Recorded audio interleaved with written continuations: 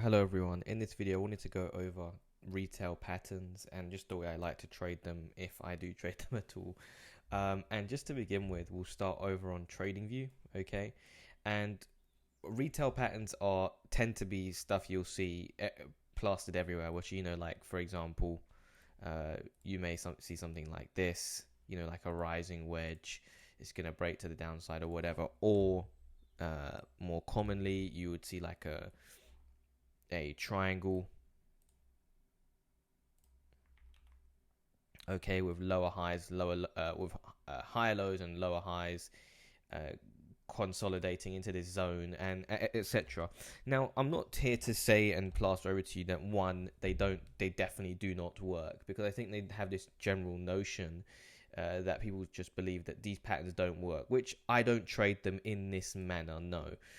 Number two, what I would say is that anyone who is trading this pattern is very, very, very, very likely to not be tracking the way in which they use this, meaning they don't journal, how many patterns of this they trade. They don't quantify what they mean by when they say, I'm trading at a triangle. They just kind of draw lines on the chart, etc.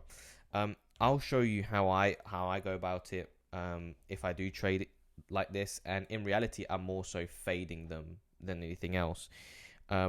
But to fade these patterns, meaning to go against them, and you need to understand the concept of trap traders. Okay, so if we just go back over here to velo data, if we just pick apart here a level of interest, which would be, let's just say down here, you have these series of stops, a series of support levels. You've got a support here, support here. Go watch my supports video there.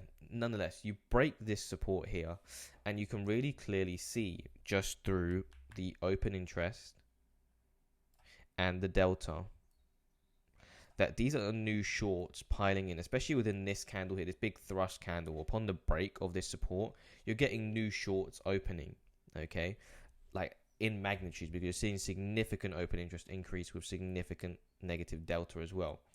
Okay, now with that being said, does that warrant to instantly fade the move? In this case, back to the. Does that mean I'm just going to blindly long this level? No. What's happened here? No, I know. It doesn't matter. Does that mean I'm going to instantly fade? There we go. Fade this move back to the upside? No. What I would do, on the other hand, is wait and say, look, those shorts, have piled in here. If you get back above this level, it just offers the opportunity to squeeze those shorts out of the market, right? You're back above the support. You could target range highs back in this case or whatever. Now, that's all great. Hope this video is not going to be too long, but let's say, for example, now I've just marked out a support level, but let's just say, for example, instead of it just being a generic support level, this would have also been plastering down lower highs. Let's just say you had one hit here, you had another here. Let's say this hit here came in, and then you broke down. I've traded this, quite a few times where you see this, and it's broken down, and then you've seen these trap shorts come in. You've then seen the reclaim. You can then target back towards the opposing side, the highest part of that failed retail pattern, in that essence. And these are things you should be really looking for, but I would really put emphasis on quantifying the way in which you enter. I'll talk you through it, because I've kind of gone very surface level here, but there are a few more questions you really want to ask yourself. For example, what do you classify as a pattern? Are you going to trade all the patterns you see out there? How are you going to decipher what a pattern is? What time frame are you going to use? Are you going to be using just the wicks, just the bodies? That's one part of it, to identify the pattern. So with identifying a pattern, which pattern are you going to trade, by the way, in that case? Then in terms of execution, how are you going to enter? What do you define as a large spike in volume or open interest in order to say that these shorts, I'm warranting fading this move? If we just look over at EXO, you to be looking at stuff like this, that I'm looking at really in essence to go, okay, I've seen X amount of, shorts open, and now they're back off sideways, and you can really be simple with this stuff and go, look, as long as we close back above. So what I would do, let's just break this down in simple terms, is let's say you're going to specifically look at the 30-minute, by the way.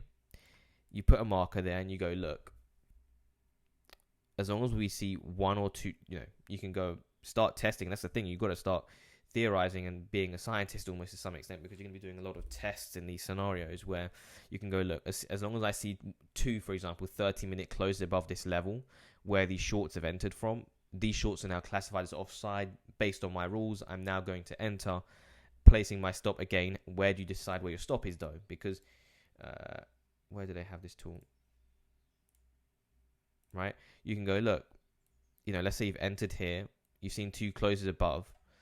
Are you going to place your stop down below this low? Do you have any warranting basis to go, look, I'm going to place it 2 candles before we broke the low, broke above the high? You can really start quantifying in that essence and then going, okay, look, I'm going to target up here. And that's the thing. Quantify everything about your trading. Measure it. Why are you executing here? Why are you not executing there? And if we just go back to TradingView now, obviously it didn't happen in this case. Number one, I'm not shorting a breakdown like this. Does that mean you shouldn't? No, you definitely could. Track it, measure. I know like really big traders who actually trade off of these momentum moves that come out of these retail patterns, really. So yeah, number one, I wouldn't trade this, but let's say you did break this, for example, you've taken these lows and it's done this, for example, right? You've seen these new shorts broke down and then you've seen this massive, though we use the exact same principle. Okay, let's actually go back and do this. So if we just go back to here and let's just fast forward a little bit. And let's just say, for example, look, let's pause it. Can we pause it there? That we've seen new shorts entered here. This is the new shorts candle on Velo data, for example. You'd put a marker there. And then we'd go with the exact same principle that if price reclaimed this, okay, we can then say, look, with 2 30-minute candle closes above, we can then target something like this again, very similar, and targeting back towards those highs. Now, why does this work? Is because these new shorts are opening, okay, who are driving this move. You think we're breaking down. Most of the time, like I said previously, they don't track this pattern at all. They just kind of drive, trade off of gut feel and instinct most of the time, rather than, actually any sort of insightful edge. So as soon as they're breaking down, they're shorting. And again, these people are also prone to just exiting their positions really quickly as soon as they become offside. So once price pushes them offside a bit here in this movement here, you can trade with the fact that these guys are now offside. They've tried to short the breakdown. They're offside. If you're in a short and you close, you long, that fuels price to move back towards the upside, and you can target back towards that range high.